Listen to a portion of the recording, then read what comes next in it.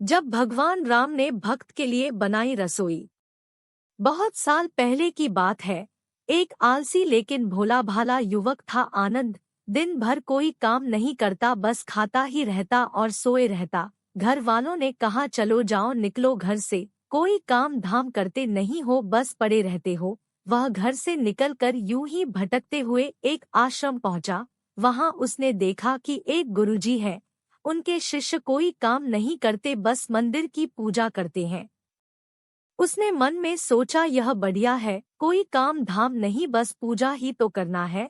गुरुजी के पास जाकर पूछा, क्या मैं यहाँ रह सकता हूँ? गुरुजी बोले हाँ।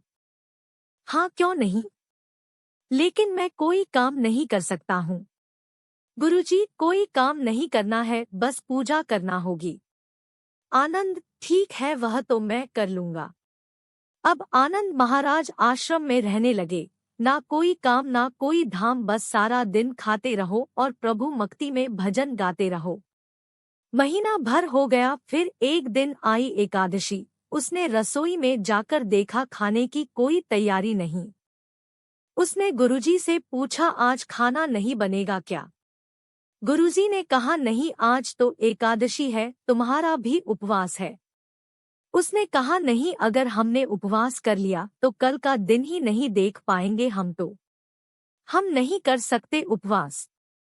हमें तो भूख लगती है, आपने पहले क्यों नहीं बताया? गुरुजी ने कहा ठीक है, तुम ना करो उपवास, पर खाना भी तुम्हारे लिए कोई और नहीं बनाएगा, तुम खुद बना लो।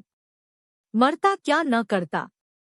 गया रसोई में। गुरुजी फिर आए, देखो अगर तुम खाना बना लो तो राम जी को भोग जरूर लगा लेना और नदी के उस पार जाकर बना लो रसोई। ठीक है। लकड़ी, आटा, तेल, घी, सब्जी लेकर आनंद महाराज चले गए। जैसा तैसा खाना भी बनाया। खाने लगा तो याद आया गुरुजी ने कहा था कि राम जी को भोग लगाना है।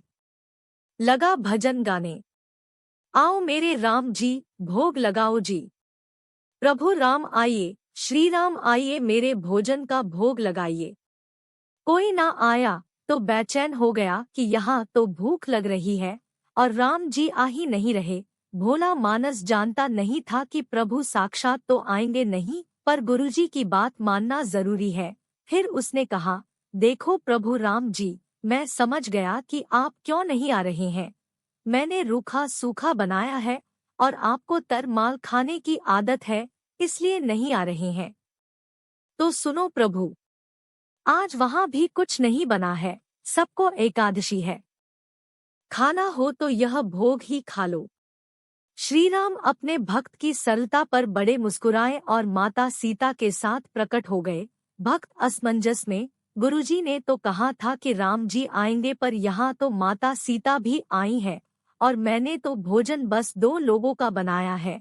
चलो कोई बात नहीं, आज इन्हें ही खिला देते हैं। बोला प्रभु मैं भूखा रह गया, लेकिन मुझे आप दोनों को देखकर बड़ा अच्छा लग रहा है।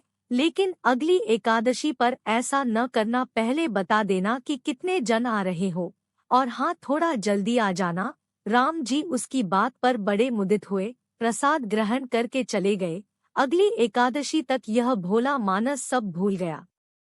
उसे लगा प्रभु ऐसे ही आते होंगे और प्रसाद ग्रहण करते होंगे। फिर एकादशी आई। गुरुजी से कहा, मैं चला अपना खाना बनाने, पर गुरुजी थोड़ा ज्यादा अनाज लगेगा, वहाँ 2 लोग आते हैं।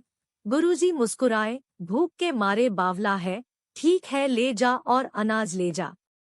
अब की बार उसने 3 लोगों का खाना बनाया, फिर गुहार लगाई, प्रभु राम आइए, सीताराम आइए, मेरे भोजन का भोग लगाइए। प्रभु की महिमा भी निराली है, भक्त के साथ कौतुक करने में उन्हें भी बड़ा मजा आता है। इस बार वे अपने भाई लक्ष्मण, भरत, शत्रुघ्न और हनुमान जी को लेकर आ गए। भक्त को चक्कर आ गए, यह क्या हुआ? एक का भोजन बनाया तो 2 आए, आज 2 का खाना ज्यादा बनाया तो पूरा खानदान आ गया। लगता है आज भी भूखा ही रहना पड़ेगा। सबको भोजन लगाया और बैठे बैठे देखता रहा, अनजाने ही उसकी भी एकादशी हो गई। फिर अगली एकादशी आने से पहले गुरुजी से कहा, गुरुजी, ये आपके प्रभु राम जी अकेले क्यों नहीं आते? हर बार कितने सारे लोग ले आते हैं। इस बार अनाज ज्यादा देना। गुरुजी को लगा कहीं यह अनाज बेचता तो नहीं है, देखना पड़ेगा जाकर। भंडार में कहाँ, इसे जितना अनाज चाहिए दे दो और छुपकर उसे देखने चल पड़े। इस बार आनंद ने सोचा, खाना पहले नहीं बनाऊंगा, पता नहीं कितने लोग आ जाएं, पहले बुला लेता हूँ फिर बनाता हूँ। फिर देर लगाई, प्रभु राम आइए, श्री राम आइए, मेरे भोजन का भोग लगाइए। सारा राम दरबार मौजूद। इस बार तो हनुमान जी भी साथ आए, लेकिन यह क्या प्रसाद तो तैयार ही नहीं है। भक्त ठहरा भोला भाला, बोला प्रभु इस बार मैंने खाना नहीं बनाया। प्रभु ने पूछा क्यों? बोला मुझे मिलेगा तो है नहीं, फिर क्या फायदा बनाने का, आप ही बना लो और खुद ही खा लो। राम जी मुस्कुराए, सीता माता भी गदगद हो गई उसके मासूम जवाब से। लक्ष्मण जी बोले क्या करे प्रभु? प्रभु बोले भक्त की इच्छा है, पूरी तो करनी पड़ेगी, चलो लग जाओ काम से। लक्ष्मण जी ने लकड़ी उठाई, माता सीता आटा सानने लगी। भक्त एक तरफ बैठकर देखता रहा। माता सीता रसोई बना रही थी तो कई ऋषिमुनि, यक्ष, गंधर्व प्रसाद लेने आने लगे। इधर गुरुजी ने देखा खाना तो बना नहीं, भक्त एक कोने में बैठा है। पूछा बेटा क्या बात है, खाना क्यों नहीं बनाया? बोला अच्छा किया गुरुजी आप आ गए, देखिए कितने लोग आते हैं प्रभु के साथ। गुरुजी बोले मुझे तो कुछ नहीं दिख रहा तुम्हारे और अनाज के सिवा। भक्त ने माथा पकड़ लिया, एक तो इतनी मेहनत करवाते हैं प्रभु, भूखा भी रखते हैं और ऊपर से गुरुजी को दिख भी नहीं रहे, यह और बड़ी मुसीबत है। प्रभु से कहा आप गुरुजी को क्यों नहीं दिख रहे हैं? प्रभु बोले मैं उन्हें नहीं दिख सकता। बोला क्यों? वे तो बड़े पंडित हैं, ज्ञानी हैं, विद्वान हैं, उन्हें तो बहुत कुछ आता है, उनको क्यों नहीं दिखते आप? प्रभु बोले माना कि उनको सब आता है पर वे सरल नहीं है तुम्हारी तरह, इसलिए उनको नहीं दिख सकता।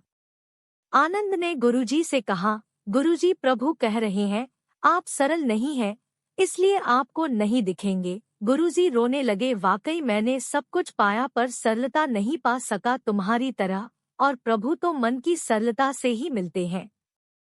प्रभु प्रकट हो गए और गुरुजी को भी दर्शन दिए। इस तरह एक भक्त के कहने पर प्रभु ने रसोई भी बनाई। यह भक्ति कथा लोकश्रुति पर आधारित है।